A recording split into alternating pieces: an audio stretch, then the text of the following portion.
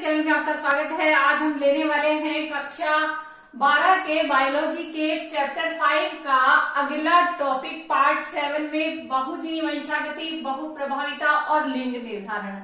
ये 3 टॉपिक्स आज हम क्लियर करेंगे। तो गाइस देखते रहिए बायो स्टडी चैनल। बहुजीवी वंशागति क्या है? बहुजीवी वंशागति जब एक लक्षण, आकृति या विशेषक बहुत से अलग अलग जीनों के द्वारा नियंत्रित होते हैं। जैसा कि आपने पढ़ा है, एक जीन और एक लक्षण की वंशानुगति और 2 लक्षण की वंशानुगति का भी आपने अध्ययन किया है। यहाँ हमारे पास है बहुजीवी वंशागति, यानी बहुत सारे जीन मिलकर के पर्टिकुलर एक लक्षण या आकृति या विशेषक को प्रभावित करते हैं। तो ऐसे जीन अलग अलग क्रोमोसोम्स पर पाए जाते हैं। क्रोमोसोम्स भी अलग अलग है, जीन अलग अलग है, लेकिन क्रोमोसोम्स भी अलग अलग है। और सभी जीन अपना प्रभाव प्रकट करने में समान और संचयी, यानी कि सारे जीन मिलकर के किसी एक लक्षण को प्रभावित करते हैं।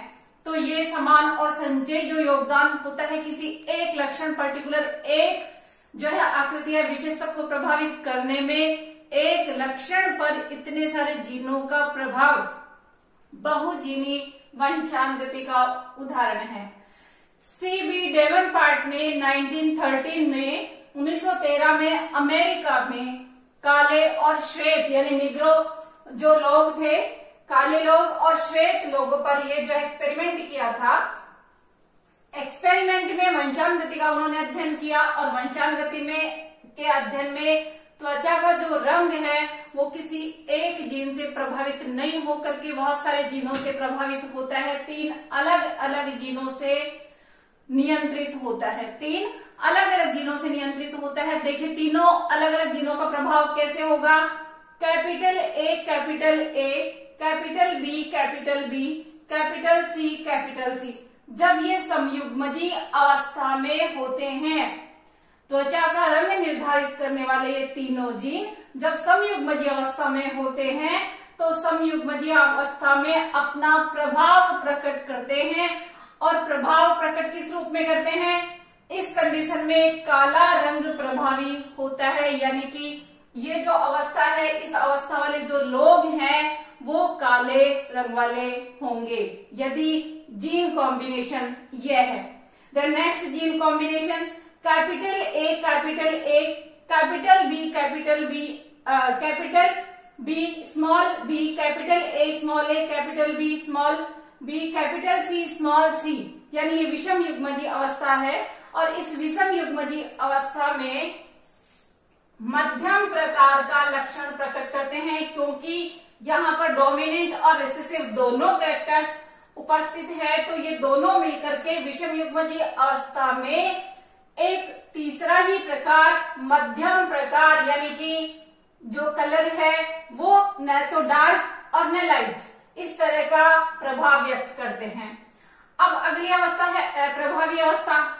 ये जो है समयुग्मजी अप्रभावी अवस्था, यानी ये जो जीन है वो अप्रभावी अवस्था में है। तीनों ही small A, small A, small B, small B, small C, small C, जब ये समयुग्मजी अप्रभावी अवस्था में उपस्थित होते हैं तो ये अपना स्किन कलर किस तरह का बताएंगे, किस तरह का शो करेंगे? हल्के या श्वेत रंग के लिए निर्धारित होते हैं। इस तरह से आपने देखा कि 3 अलग अलग जीन केवल एक लक्षण यानी त्वचा के रंग को निर्धारित करते हैं। और ये बहुजीवी वंशानुगति का उदाहरण है। जो आपको समझ में आया होगा तो आप इसको नोट डाउन कर लीजिए ताकि आगे बहुप्रभाविता का क्लियर करें।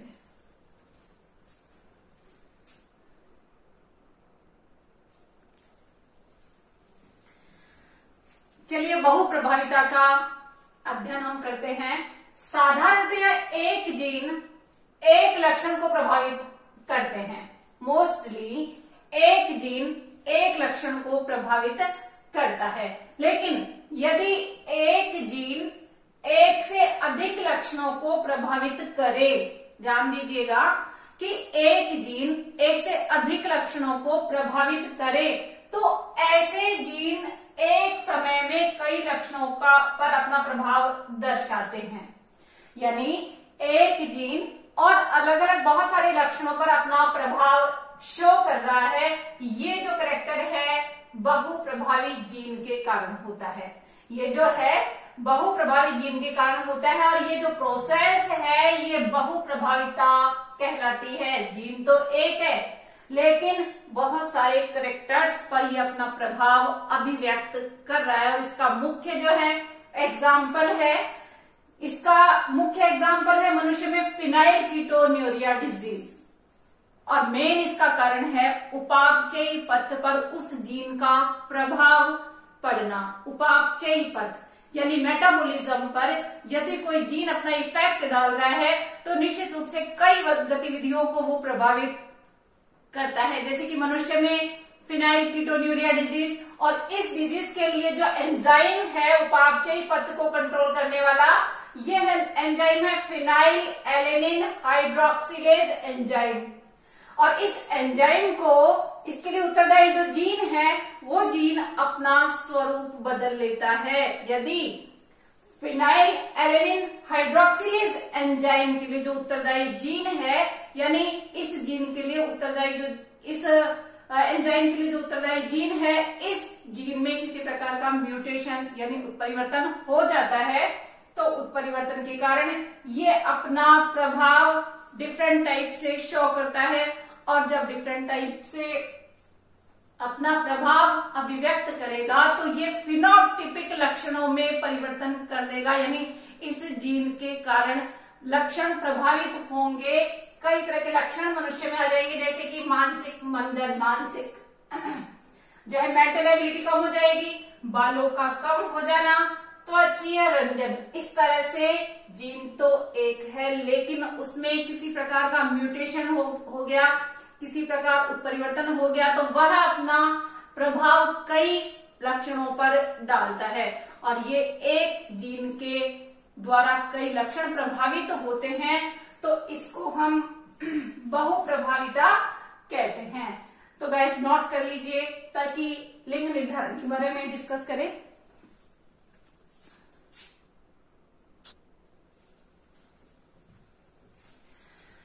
चलिए लिंग निर्धारण के बारे में बात करते हैं। लिंग निर्धारण किस तरह से होता है, कौन कौन से ऑटोसोम्स और सेक्स क्रोमोसोम्स पाए जाते हैं, तो मनुष्य की बात हम बाद में करेंगे। पहले हम लेते हैं कीटों के बारे में। कीटों में लिंग निर्धारण किस प्रकार से होता है, कैसे सेक्स डिटर्मिनेशन को कीटों में क्लियर किया गया। जर्मन जीव वैज्ञानिक एच हैकिंग ने कीटों में शुक्र जनन के दौरान देखा कि आधे शुक्राणुओं में एक विशेष संरचना देखी और वो विशेष संरचना आधे गुणसूत्रों में ही पाई गई, आधे गुणसूत्रों में नहीं थी। वो जो रचना थी, इस रचना का नाम, ऐसी संरचना का नाम एक्स काय रखा गया, जिसको बाद में शोधकर्ताओं ने एक्स काय के रूप में जाना।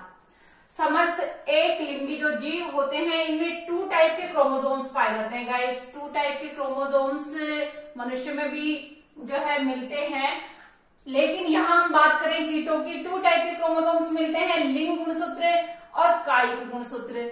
जैसा कि सेक्स क्रोमोसोम्स और ऑटोसोम्स हम कहते हैं, लिंग गुणसूत्र जो होते हैं लैंगिक लक्षणों के लिए जिम्मेदार होते हैं और कायिक गुणसूत्र होते हैं वो बॉडी के अन्य लक्षणों को प्रभावित करते हैं, जिनको हम कहते हैं दैहिक लक्षण। कायिक लक्षणों का वाले गुणसूत्र समजात जोड़े में पाए जाते हैं। क्लियर रखना है अपने माइंड में, समजात जोड़े में पाए जाते हैं, यानी कि आकार व माप में समान होते हैं। कौन से वाले हैं?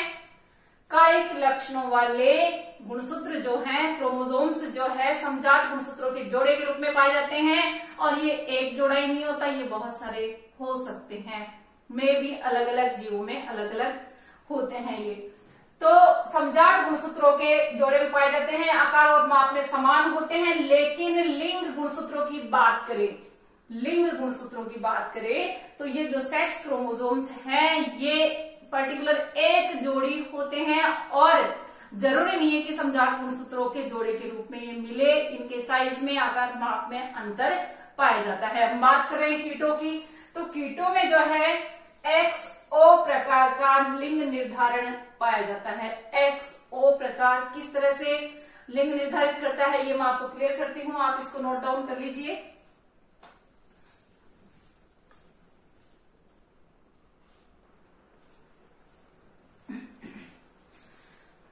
चलिए देखते हैं कि किस तरह से लिंग निर्धारित होता है।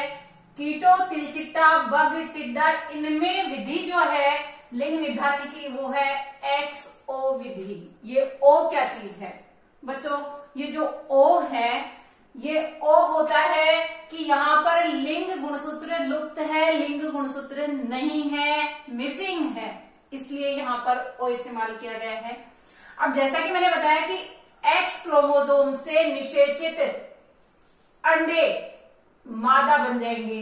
जैसा कि मैंने आपको बताया था कि आधे गुणसूत्रों में X उपस्थित है और आधे में नहीं, तो जिसमें ये उपस्थित है उनसे मादा का फॉर्मेशन होगा, मादा का निर्माण होगा। निषेचित अंडे जिनमें X क्रोमोसोम उपस्थित है, और जिनमें X क्रोमोसोम नहीं है, ऐसे शुक्राणु से निषेचित अंडे से नर का निर्माण होगा।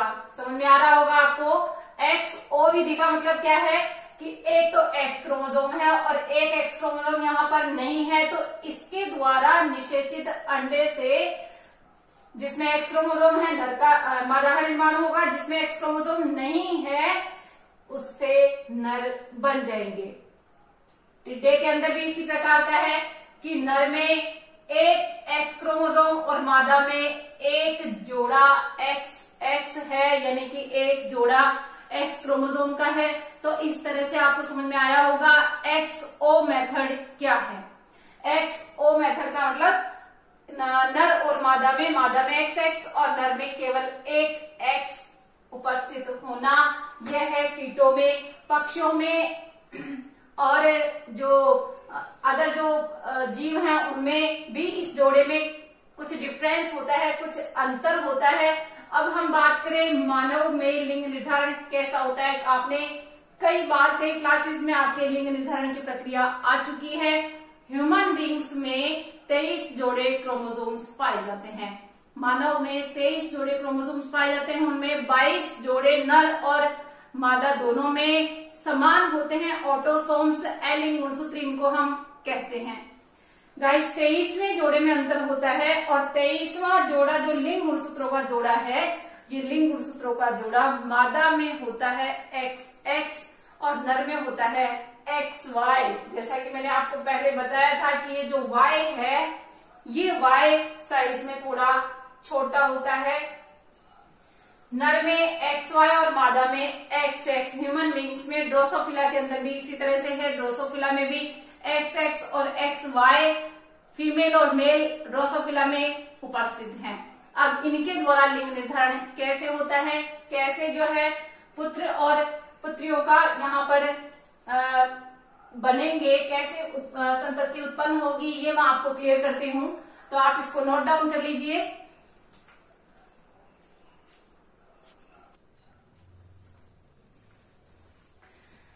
चलिए मानव में लिंग निर्धारण समझेंगे। मानव के अंदर माता में XX क्रोमोसोम्स होते हैं और पिता में XY क्रोमोसोम्स। ये कौन से क्रोमोसोम्स हैं? ये सेक्स क्रोमोसोम्स हैं। लिंग निर्धारण के लिए हम यहाँ पर ऑटोसोम्स की बात नहीं करते हैं, हम बात कर रहे हैं यहाँ पे सेक्स क्रोमोसोम्स की, जो कि माता में XX प्रकार के और पिता में XY प्रकार के यहाँ पर सेक्स क्रोमोसोम्स उपस्थित है। ऑटोसोम्स की संख्या माता और पिता दोनों में समान है, जो कि 22 जोड़े पाए जाते हैं।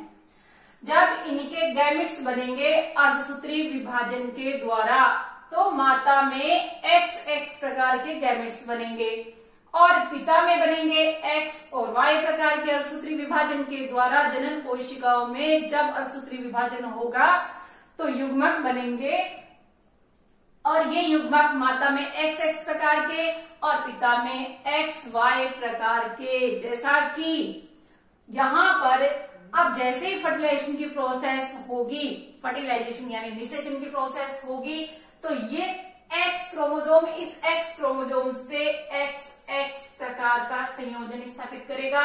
ये X क्रोमोसोम जब Y के साथ संयोग करेगा तो XY का कॉम्बिनेशन बनेगा। देन ये X इस X के साथ में क्रॉस करेगा तो XX प्रकार का कॉम्बिनेशन बनेगा। X और Y से XY प्रकार का कॉम्बिनेशन बनेगा। अब आप देखिए कि जहां Y क्रोमोसोम उपस्थित है, इसका मतलब है कि संतति पुत्र होगा।